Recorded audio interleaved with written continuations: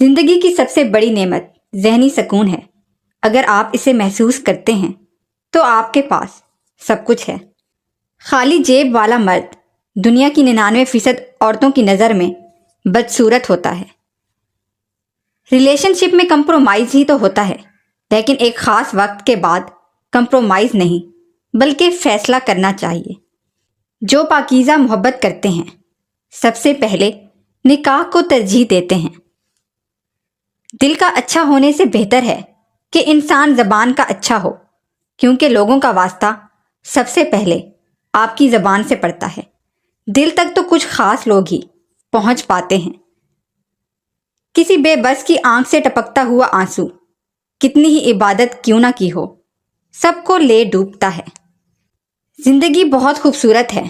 سچ تو یہ ہے کہ انسان ہی انسان کی دوا ہے۔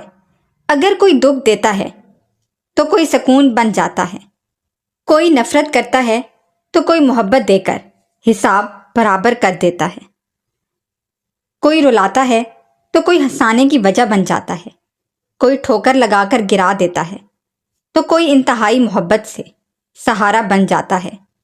اور یہی تو زندگی ہے۔ تمہاری کسی کے ساتھ کی گئی اچھائی کبھی ضائع نہیں جاتی۔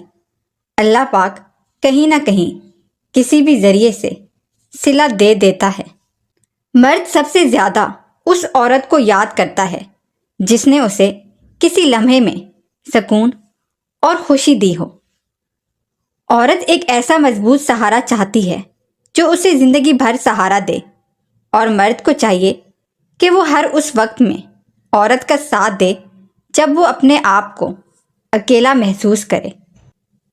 عورت میں ایک خاص صلاحیت یہ ہے کہ وہ حالات کے مطابق اپنے والدین کا بیٹا بھی بن سکتی ہے اور اپنی اولاد کا باپ بھی۔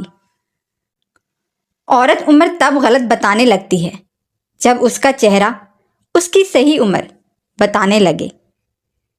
جس عورت میں ایسی خصوصیات ہوں وہ بہت نیک ہوتی ہے، جو پردہ کرتی ہو اور غیر مردوں سے بات چیت نہ کرتی ہو۔ جس کو آپ یاد کر رہے ہیں وہ بھی آپ کو کسی نہ کسی صورت میں یاد کر رہا ہوتا ہے۔ جس عورت کے دانتوں کے درمیان فاصلہ ہو وہ عورت دولت مند ہوتی ہے۔ جس عورت کے دانت بالکل ملے ہوئے ہوں اس کے پاس دولت کم ہوتی ہے۔ جس عورت کے دانت لمبے ہوں وہ خوش قسمت ہوتی ہے۔ جس عورت کے دانت چھوٹے ہوں وہ ذہین ہوتی ہے۔